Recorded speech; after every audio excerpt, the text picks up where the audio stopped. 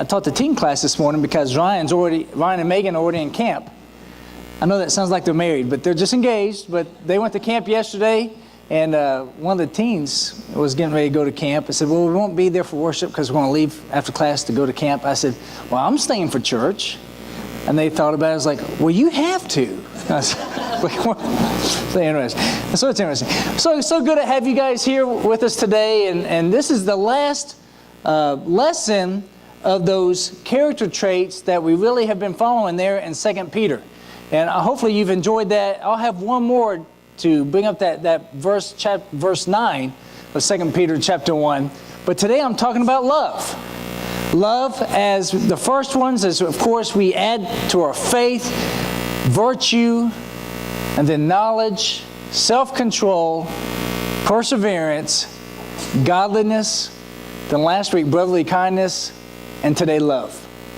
And this love is here on the end because once you get all those under control, now Peter and God, they want us to focus on bringing love into our life.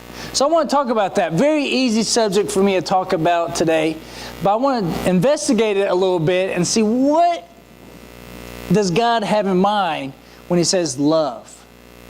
Brotherly kindness, sometimes love, as we talked about last week, comes from that word Philadelphia, which is one of the love words, phileo, which is like brotherly love, family love, friendship love. And so we're going to talk about something a little bit different today. And so as we look into this, just read along here with me. 2 Peter 1, 5 through 9. Now for this very reason also applying all diligence in your faith, supply moral excellence, virtue, and in your moral excellence, knowledge, and in your knowledge, self-control, and in your self-control, perseverance. And in your perseverance, godliness, and in your godliness, brotherly kindness, and in your brotherly kindness, love. You know, some people would say you start with love. But Peter's no, you're not ready for love yet. You're not ready for love until you've got all the core essentials, all the tools in order to use it. Because love is really the mechanism of really what people notice are difference here. Am I coming and going in and out a little bit? I'm not doing that on purpose. And so it really comes in here once we've added all these other things into our love, into our life. So look at this. Isn't that nice? I love Jesus, and there's a heart there in the sand. And so what does love have to do with it, right? Now when you think of love, like I love you, what comes to mind? You usually think emotion. Last week I used the example of, you know, how the Care Bears have that stare and they just kind of give like an emotion to you. Here's the emotion. But it's much more than that, isn't it? It's much more than that. And I think a lot of people take it this way. I heart Jesus. You know, I love Jesus. But they don't live it out in their life. It's almost like if you said, I love my spouse. And then you go throughout the week and you never talk to them, maybe even rude to them, and maybe you cheat on them. And someone that realizes that and sees this is like, I thought you said you loved your spouse. Oh, I do. Just not in the way that you're probably thinking. Now, what does that mean? How can people say, oh, I love Jesus so much, but you don't see it in their life by what they do? It means nothing, doesn't it? So do we know what love is? I think it's something that we have to learn. That's one of the reasons why Peter put this on the end. Because once you go through all these aspects of things that we're learning to do in 2 Peter, then you've learned what love is. So usually when we say love, we love what? Our family, good weather. We talk about that a lot. Hot pizza, I put that in for me. Good movies, a good night's rest. Oh, I love all those things. And then we say, and I love Jesus too. It's just all together, just great.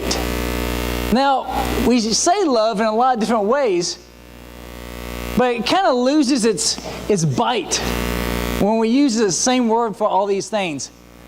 I love you, and I love pizza. What's the problem? You're both the love of my life. It just kind of loses a little pizzazz to it when I use the same word about a food. So we have made love to be what we enjoy and feel. Have you noticed that in society? Oh, how's your trip? I'm loving the trip. Why are you loving your trip? I'm having so much fun.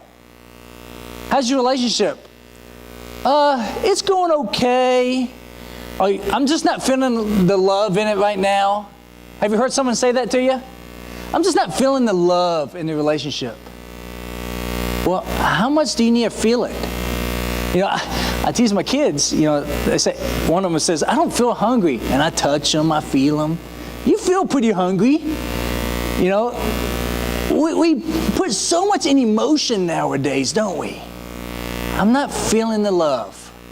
I wonder if Jesus would say that about our relationship with Him. You know what? I'm not feeling the love. Now, what He would say in that would mean completely different than when we say that I feel love. So look at this. This kind of love is about self. All this love. When I say I love, you know, the weather, I love pizza, you know, I love this trip, all of that is about me. It's all perception of, am I liking it? Am I enjoying it? Okay? That's all about me.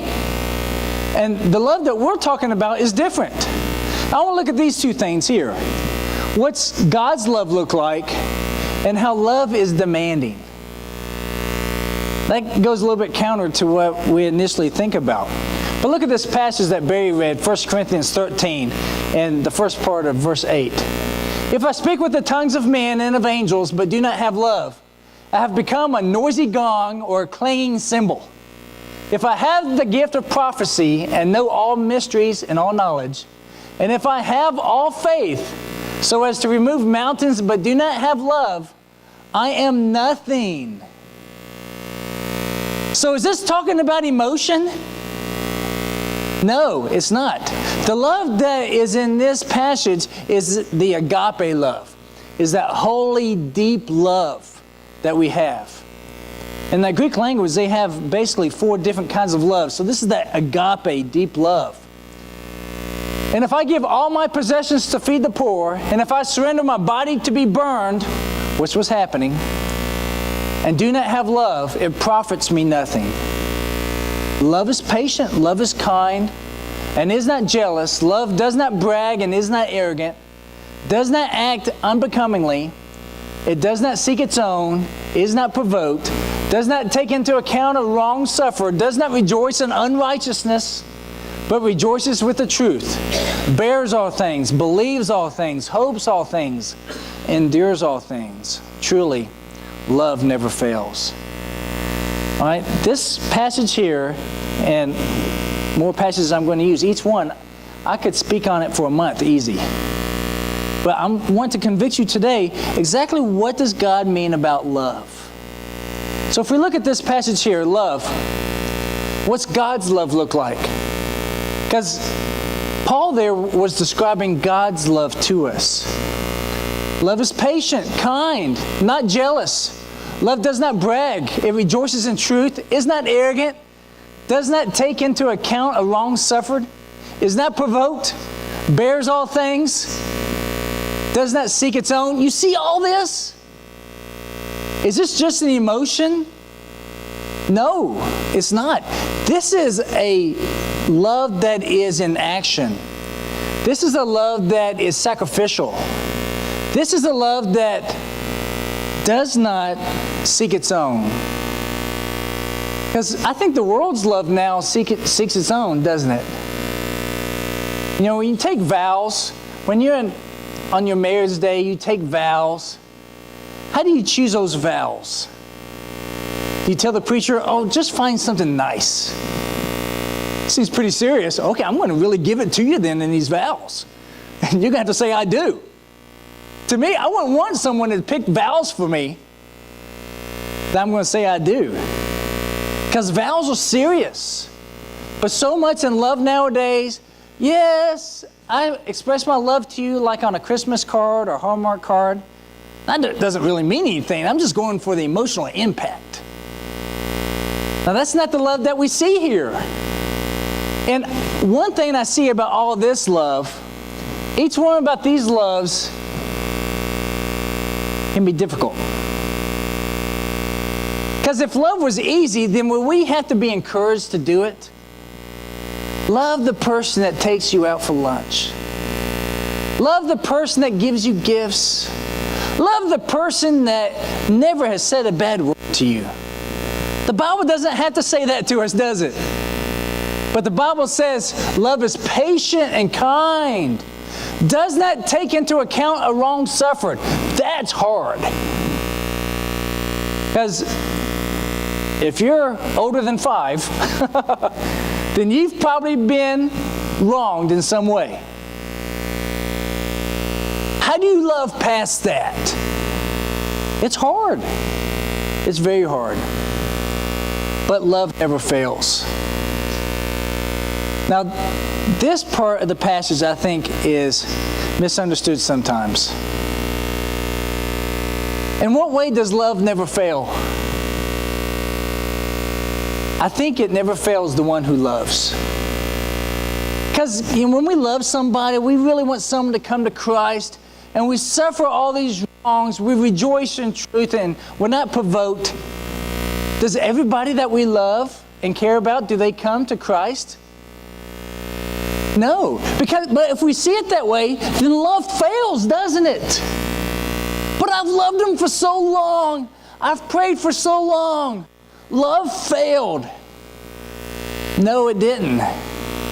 Because it's talking about the one who loves. Love doesn't fail you.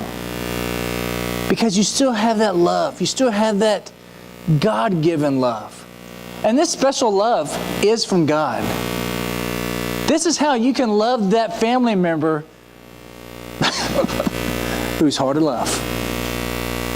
How you can love that person at work even though they took advantage of you. How we can keep love in a Christian family even though we've been wronged by someone in our church family and someone that maybe you have wronged. It all happens. So this love is very serious. And I love this passage of John chapter 21, the reinstatement of Peter. The background of this is Peter denied Jesus how many times? 3 times. And then the rooster crowed. And I love this passage. And this is really the end of John, that John brings us into his gospel. So when they had finished breakfast, Jesus said to Simon Peter, this is after Jesus has resurrected, he said, Simon Peter, son of John, do you love me more than these? He said to him, yes, Lord, you know that I love you. He said to him, tend my lambs. He said to him again a second time, Simon, son of John, do you love me? He said to him, yes, Lord, you know that I love you. He said to him, shepherd my sheep.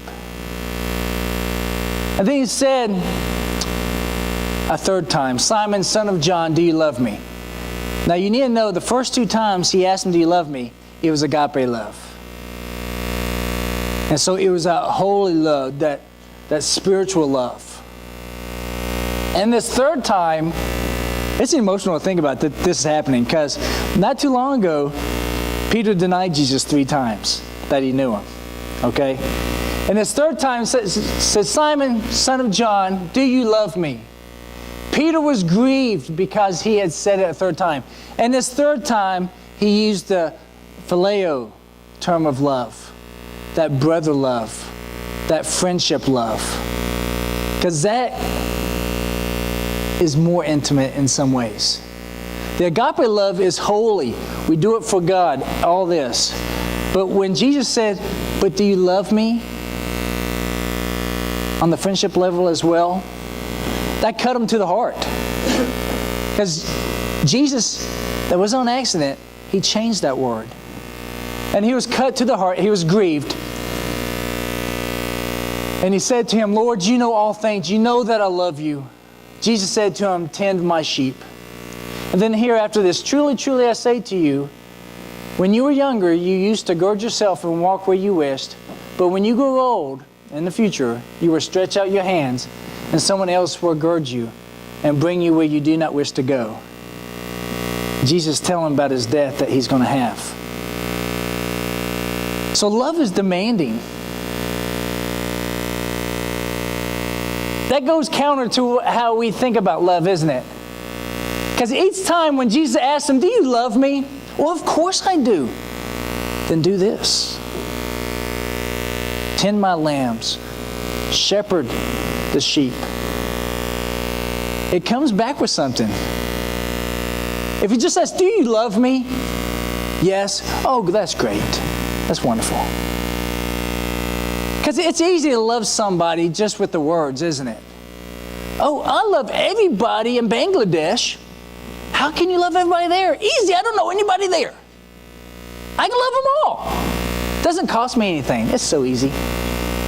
But to love someone I see every day, to love someone who I have a relationship with, who does me wrong, and sometimes I do them wrong, a relationship love, that's harder, isn't it? That is harder. So Jesus asked, do you love me? Tend my lambs. And I don't know if Peter was thinking about this. He was like, the kind of high maintenance, Lord, they whine a lot. I know, because I do.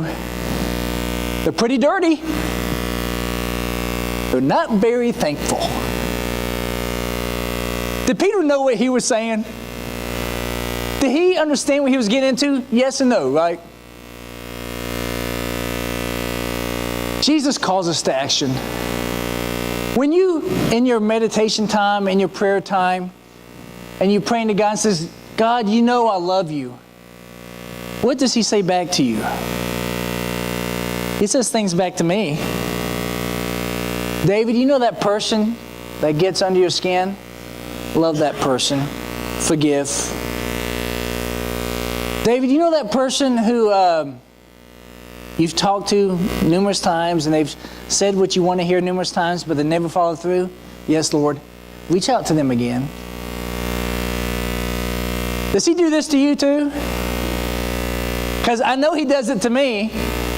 It's like, but God, won't you put someone on my heart that's going to receive my love the way I want to? Because I don't have to tell you to do that. You're going to love that person. So Jesus says, see these around here? Love these.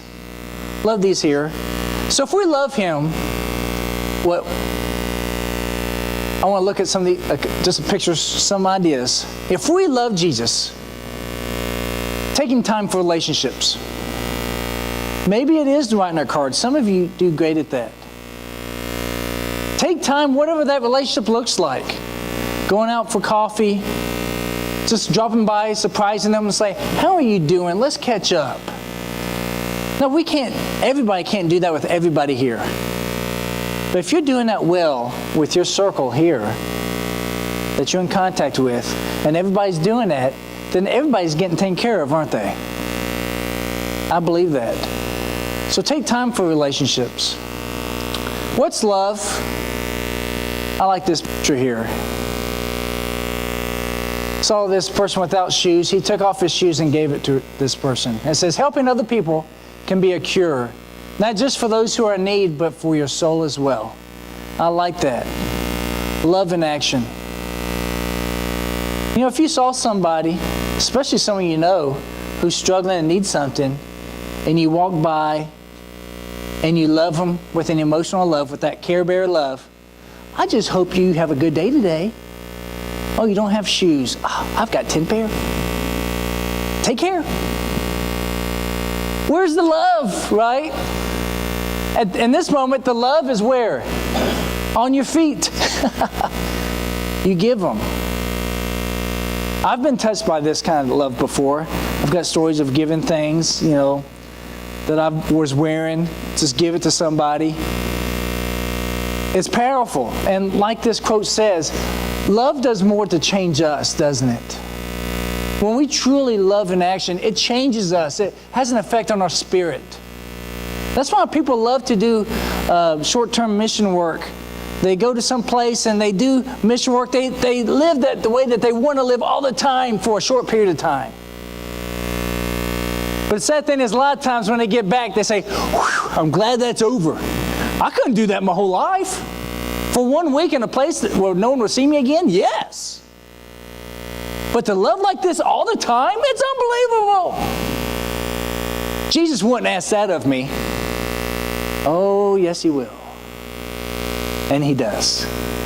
I love that song. You know, just talking about that and thinking about this brings that song, If Just a Cup of Water.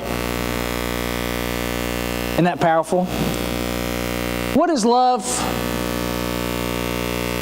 That's love, isn't it? When we talk about love, and, you know, Jesus could have, you know, spoke through a prophet from heaven. I love you guys down there. All you guys struggling, love you. I'll send a prophet. He could have done that, couldn't He? But He didn't. He came down, I believe, knowing what was going to cost Him. So when you become a Christian and you come into a Christian family, maybe it's good sometimes we don't know what we're getting into. But to love is to sacrifice. And you can tell what you love because you sacrifice for it. Look at your checkbook. What do you love? What do you spend money on? Look at your time sheet. What do you sacrifice and carve out time for? Then that's what you love. We can tell what Jesus loved, right? That's what He sacrificed for. You and me and the church. So this is powerful. This is real love to me. This is love.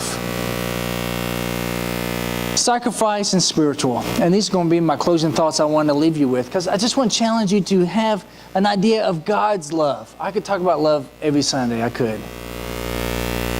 Will you? You will be asked to sacrifice of self. You will. In a marriage you are, in a relationship you are, any kind of relationship, you're asked to sacrifice.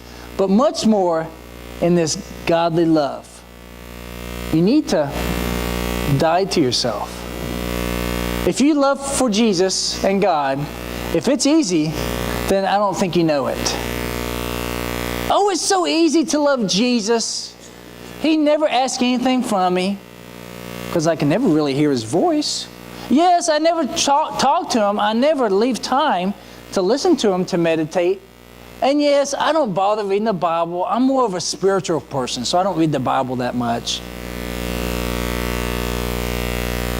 If these are thoughts that you've said in your own head, then there's an issue. Because love costs you comfort. When that person saw that person without shoes, oh, I would have loved to give him my shoes. Why did I wear these shoes today? These are my favorite ones, or at least my top 5. Love is going to cost you things, okay? And not just material possessions, but time, money, emotion. Because true love calls us to action. That's what that 1 Corinthians 13 passage was really saying to me. It's not emotional based. Now, obviously, there's a lot of emotion in our love, isn't there? But it's not driven by emotion. Because if I love the way that God tells me to love, just on days when I'm feeling like it, then where would I be? I need to love when it's hard. Like come to church. I just don't come to church when I want to. I come consistently to encourage. 1 Corinthians 10:31, whether then you eat or drink or whatever you do all to the glory of God. It's spiritual based, our love. And that's what brings us over here. To love God first, you have to think of not self first. No. Not others first. I know that's what sometimes popular Christianity tells us. Think of others before you. Not necessarily. Yeah, that helps. His lambs, sheep, flock. That's what He told Peter, wasn't it? If you love me, whether you do in word or deed, do all in the name of the Lord Jesus Christ, giving thanks through Him to God the Father. If you love, God first, then you love Jesus and God the Father first. And so even though you do think of others, you don't think of that person, at least for me, this is what I've learned. As I love this person, of course I have to think about them, but I think of God and Jesus first before I love them. And I'm glad to have a relationship with so many of you, and I do love you, but no offense. I don't love you because of who you are, okay? I don't. Now, sometimes I do bring my love into it, but sometimes I don't. I do love each and one of you with God's love. Once again, not because of you, but because who God is, because who Jesus is. And that's why when Jesus says, if you love me, feed my lambs, shepherd the sheep, help the flock. That's if you love me, do that. If you love me, love the ones I love. Isn't that true? If someone does something for me, great. But if they do something for one of my kids, that means more. Have you felt that in your life? Someone does something for you, well, that's neat. But if they do something for someone you love, wow, 10 times more. So really, if you want to love Jesus, yeah, you can do a little heart in the sand. I love Jesus. For you, Jesus. But really, if you love one that he loves, then he's like, wow, thank you. I hope that makes sense. Does it? And so if we want to love Jesus, we want to love God, what's the conclusion here? Be love. Everything that we read about here in 1 Corinthians 13, it needs to be you. I wrote different things here for this conclusion.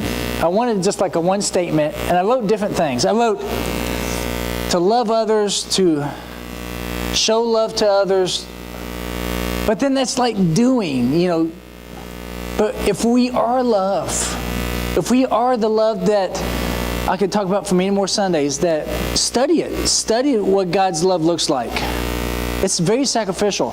If that is your nature, and you have been transformed into the image of Christ in you, and you don't just have qualities of love, but you are love as God is love, then all of these attributes are going to be flowing from you. And it's wonderful, it's great, but it's not for the faint of heart. That's why it was after faith, virtue, knowledge, self-control, perseverance, godliness, brotherly kindness. Okay, now you're ready for love. That's why, because it's serious. It's a mature issue. And hopefully this touches you, and you would join me in investigating love. I still am looking into and learning what love is to me. But the prime example for us is Jesus dying on the cross. And how do I take hold of that love? How do I accept that love? Here in baptism. Because even though someone loves you, you don't have to accept that love, do you? You can be rude. You can throw it off. Say, you know what? Yeah, I just don't want it. Of course, that's rude. You don't have to accept the love of Jesus. But this is how you accept it. This is what it's about here. Jesus offers it, and this is how you receive it. If you need to receive the love of Jesus, please come forward as we sing this song. Jesus, let us come to